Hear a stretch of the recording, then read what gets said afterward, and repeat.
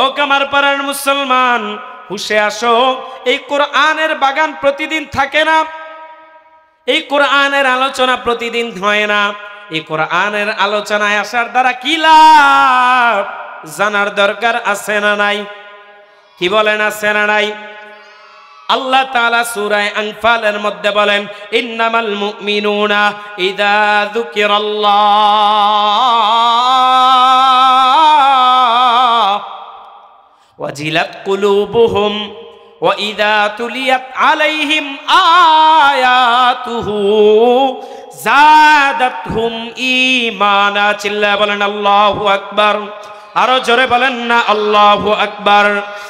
আল্লাহ তাআলা ডাক দিয়ে বলেন, নিঃসন্দেহে যারা মুমিন, যাদের মধ্যে ঈমান আছে, যাদের মধ্যে ঈমান আছে, তাদের সামনে যখন আল্লাহর কথা স্মরণ করা হয়, তাদের সামনে যখন আল্লাহর বরত্বের কথা বর্ণনা করা হয়, তাদের সামনে যখন আল্লাহর মেহেরবানির কথা বলা হয়, তাদের সামনে যখন আল্লাহর গুণগান গাওয়া হয়, ও দুনিয়ার মানুষ রে, ও কামারপাড়ার মুসলমান, ভালো করে শোনো, দিলের কান লাগায় শোনো। আমার আল্লাহ বলেন, মুমিনের সামনে যত বেশি আল্লাহর নাম স্মরণ করা হবে, মুমিনের অন্তরটা তত বেশি নরম হবে। অন্য আয়াতের মধ্যে আল্লাহ বলেন, আলা বিযিকরিল্লাহি তাতমাইন্নুল কুলুব।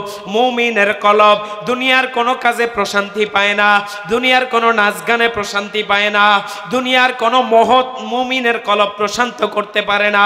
মুমিনের কলব একটা মাত্র মেডিসিন আছে, যেই মেডিসিন মুমিনের কলবকে প্রশান্ত করতে পারে, সেই মেডিসিন হচ্ছে আল্লাহর জিকির, আল্লাহর গুণগান, আল্লাহর পবিত্রতা বর্ণনা করা, আল্লাহকে বেশি বেশি স্মরণ করা। চিল্লা বলেন সুবহানাল্লাহ।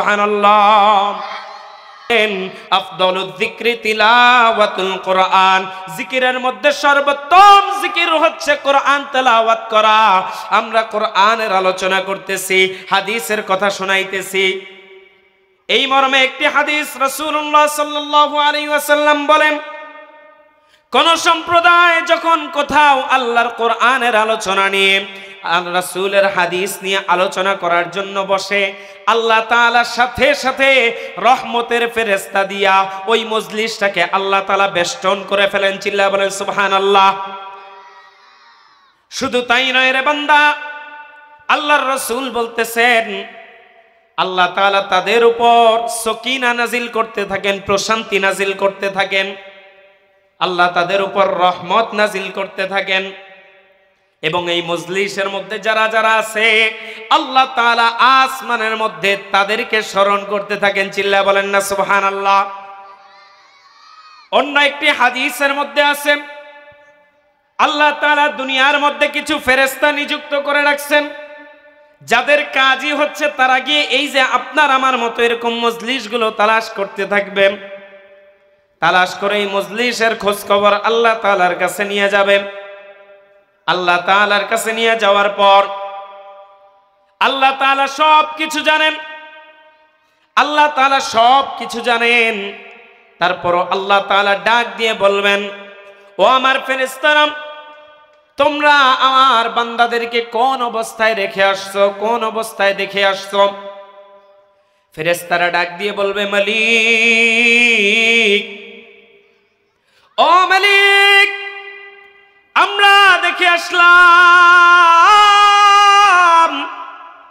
দুনিয়ার মধ্যে তোমার ইমানদার বান্দারা এক জায়গায় বসে তারা তুমি আল্লাহর নামের গুণগান গাইতেছেন, তারা তুমি আল্লাহর মেহেরবানির কথা বলতেছে, তারা তুমি আল্লাহর বরত্বের কথা বলতেছেন।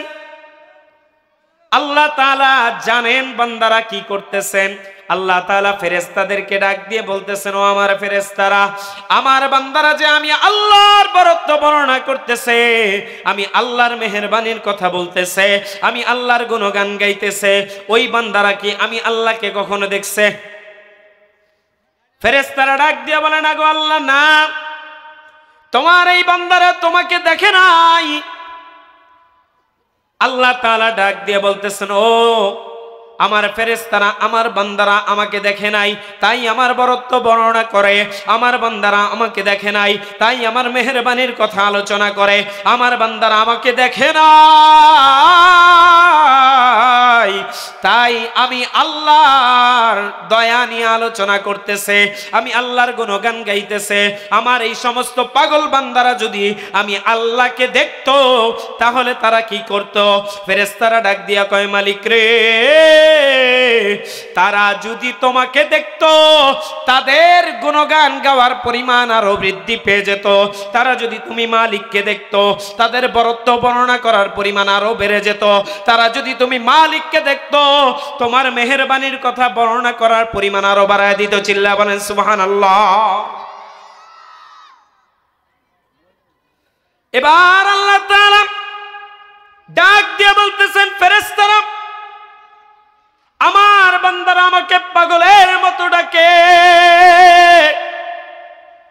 আমার বান্দারা আমাকে পাগলের মতো ডাকে, পাগলের মতো ডাকে। কি ব্যাপার? আমার বান্দারা আমার কাছে কি চায়? দুনিয়ায় আমরা যার কাছেই যাই, যার গুণগান গাই, যাকেই পাম দিয়া ফুলাই না কেন, তার থেকে কিছু আদায় করার ইচ্ছা আমাদের থাকে কি থাকে না? কি বলেন, থাকে কি থাকে না? তো আল্লাহ তাআলাও জিজ্ঞাসা করতেছেন, এরা যে আমাকে পাগলের মতো ডাকে, এদের আমার কাছে চাওয়াটা কি, পাওয়াটা কি? আমার আল্লাহর এই প্রশ্নের জবাবে ফেরেশতারা বলতেছেন, আল্লাহ, তোমার বান্দারা তোমাকে পাগলের মতো ডাকতেছে, তোমাকে পাগলের মতো ডাকতেছে। আল্লাহ, তাদের চাওয়া একটাই, তুমি রব তাদেরকে জান্নাতি বানায় দাও, তুমি রব তাদেরকে জান্নাতি বানায় দাও, জান্নাতি বানায় দাও। এবার আল্লাহ তাআলা ডাক দিয়ে বলেন, আমার ফেরেশতারা, আমার বান্দারা, আমি আল্লাহর কাছে জান্নাত চাই। কি ব্যাপার? তারা এত বেশি জান্নাত কেন চায়? তারা কি জান্নাত জীবনে দেখছে? এবার ফেরেশতারা ডাক দিয়ে বলেন, না গো মালিক, না, তারা তোমার জান্নাত দেখে নাই, জান্নাত দেখে নাই। এবার আল্লাহ তাআলা ডাক দিয়ে বলেন, ওই বান্দারা যদি জান্নাত দেখতো কি অবস্থা হইতো? আল্লাহ তাআলার এই প্রশ্নের জবাবে ফেরেশতারা ডাক দিয়ে বলে, মালিক, তারা যদি তোমার জান্নাত যদি তারা দেখতো, তোমার কাছে দিনভর তাদের একটাই চাওয়া থাকতো, মালিক, আমাকে জান্নাতের অধিবাসী বানায়। চিল্লা বলেন সুবহানাল্লাহ। এবার আল্লাহ তাআলা পরবর্তীতে জিজ্ঞাসা করতেছেন, ও আমার ফেরেশতারা, আমার বান্দারা, বুঝলাম তারা আমার কাছে জান্নাত চায়। সব মানুষের একটা জিনিস চাওয়া থাকে, আর একটা জিনিস থেকে বাঁচতে চায়। একটা জিনিস চায়, আরেকটা থেকে বাঁচতে চায়। কি বলেন, কথা ঠিক নেই? আমরা ভালোটা চাই, খারাপটা থেকে বাঁচতে চাই। কি বলেন, কথা ঠিক না? আল্লাহ তাআলা ডাক দিয়ে বলেন, ফেরেশতারা, আমার বান্দারা, বুঝলাম জান্নাত চায়। আমার বান্দারা আমার কাছে কোন জিনিস থেকে পানা চায়, কোন জিনিস থেকে আশ্রয় প্রার্থনা করে, কোন জিনিস থেকে বাঁচতে চায়? ফেরেশতারা ডাক দিয়ে বলে, মালিক, তোমার বান্দারা তোমার কাছে ওই জাহান্নামের আগুন থেকে পানা চায়। তোমার বান্দারা তোমার কাছে ওই জাহান্নামের আগুন থেকে বাঁচতে চায়, আশ্রয় প্রার্থনা করে রে মালিক। কারণ ওই জাহান্নামের আগুন এত কঠিন আগুন, কোন মানুষের পক্ষে সম্ভব না ওই জাহান্নামের আগুনের শাস্তি গ্রহণ করা। দুনিয়ার আগুনের শাস্তি গ্রহণ করা সম্ভব হয় না, ওই জাহান্নামের আগুনের শাস্তি কেমনে সম্ভব? তোমার কাছে তোমার বান্দারা ওই জাহান্নামের আগুন থেকে পানা চায়। এবার ফেরেশতারা এই কথা বলার পর আল্লাহ তাআলা ডাক দিয়ে বলেন, আমার বান্দারা জাহান্নাম থেকে যে পানা চায় তারা কি কখনো জাহান্নাম দেখছে? আল্লাহর এই প্রশ্নের জবাবে ফেরেশতারা ডাক দিয়ে বলে, মালিক তারা কখনো তোমার জাহান্নাম দেখে নাই। আল্লাহ বলেন, জাহান্নাম দেখলে কি করত?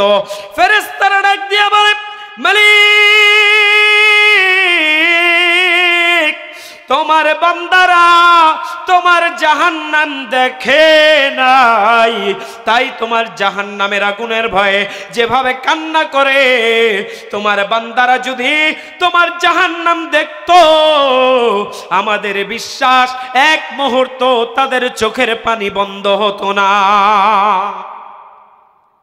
তারা সারা দিন ভর তুমি মালিকের কাছে জাহান্নাম থেকে আশ্রয় প্রার্থনা করত। সারা দিন ভর তুমি মালিকের পায়ে সিজদায় পড়ে থাকতো, আল্লাহ আমাদেরকে জাহান্নামের আগুন থেকে বাঁচাও, জাহান্নামের আগুন থেকে বাঁচাও, জাহান্নামের আগুন থেকে বাঁচাও। এই কথাগুলো বলার পর আল্লাহ তাআলা ডাক দিয়ে বলেন, ও আমার ফেরেশতারা রে, তোদেরকে আমি সাক্ষী রেখে বলতেছি, তোদেরকে আমি সাক্ষী রাখলাম, আমার যেই সমস্ত বান্দারা আমি আল্লাহকে দেখে নাই তারপরও আমি আল্লাহর গুণগান গাই, আমি আল্লাহর মেহেরবানির কথা বলে, আমি আল্লাহর বরত্ব নিয়ে আলোচনা করে, যেই সমস্ত বান্দারা আমি আল্লাহর জান্নাত দেখে নাই তারপরও আমি আল্লাহর কাছে জান্নাত চাই, যেই সমস্ত বান্দারা আমি আল্লাহর জাহান্নাম দেখে নাই রে ফেরেশতারা রে,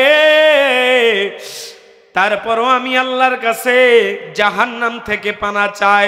ও আমার ফেরেশতারা, তোরা সাক্ষী রাখ, তোরা সাক্ষী থাক।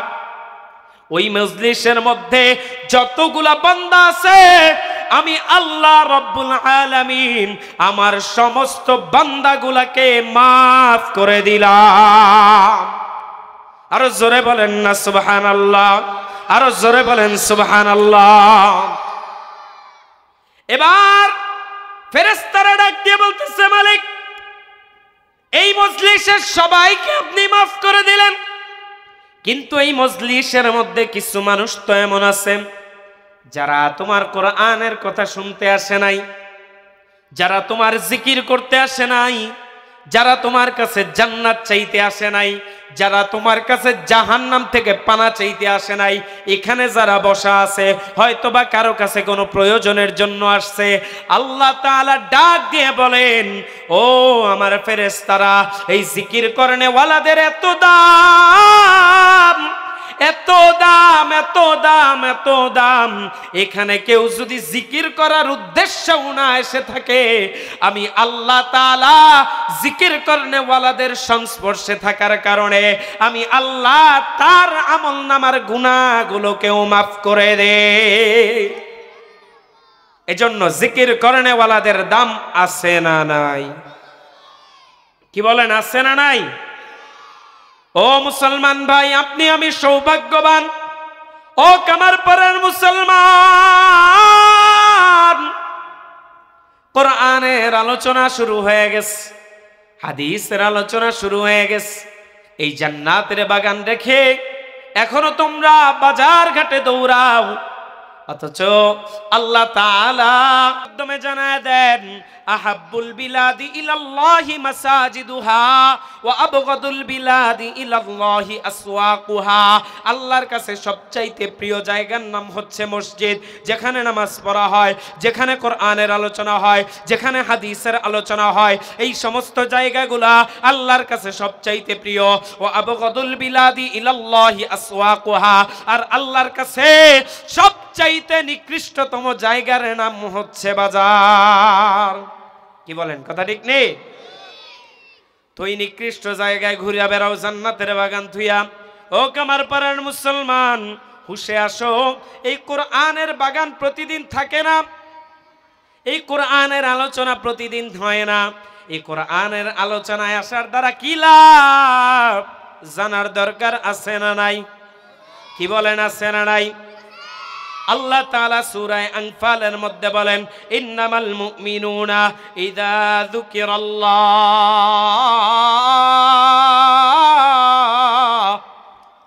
ওয়াজিলাত কুলুবুহুম ওয়া ইযা তুলিয়াত আলাইহিম আয়াতুহু যাদাতহুম ঈমানা। চিল্লায়ে বলেন আল্লাহু আকবার। আরো জোরে বলেন না আল্লাহু আকবার। আল্লাহ তাআলা ডাক দিয়ে বলেন,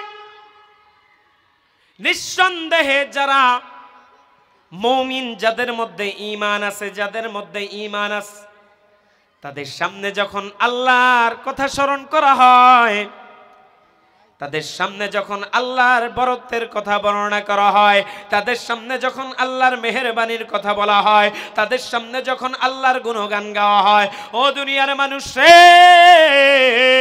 ও কামার পাড়ার মুসলমান, ভালো করে শোনো, দিলের কান লাগায় শোনো। আমার আল্লাহ বলেন, মুমিনের সামনে যত বেশি আল্লাহর নাম স্মরণ করা হবে, মুমিনের অন্তরটা তত বেশি নরম হবে। অন্য আয়াতের মধ্যে আল্লাহ বলেন, আলা বিযিকরিল্লাহি তাতমাইন্নুল কুলুব। মুমিনের কলব দুনিয়ার কোনো কাজে প্রশান্তি পায় না, দুনিয়ার কোনো নাচ গানে প্রশান্তি পায় না, দুনিয়ার কোনো মহৎ মুমিনের কলব প্রশান্ত করতে পারে না। মুমিনের কলব একটা মাত্র মেডিসিন আছে, যেই মেডিসিন মুমিনের কলবকে প্রশান্ত করতে পারে, সেই মেডিসিন হচ্ছে আল্লাহর জিকির, আল্লাহর গুণগান, আল্লাহর পবিত্রতা বর্ণনা করা, আল্লাহকে বেশি বেশি স্মরণ করা। চিল্লা বলেন সুবহানাল্লাহ। আল্লাহ তাআলা বলেন, মুমিনের সামনে যত বেশি আল্লাহর নাম স্মরণ করা হবে, মুমিনের হৃদয় তত বেশি নরম হতে থাকবে।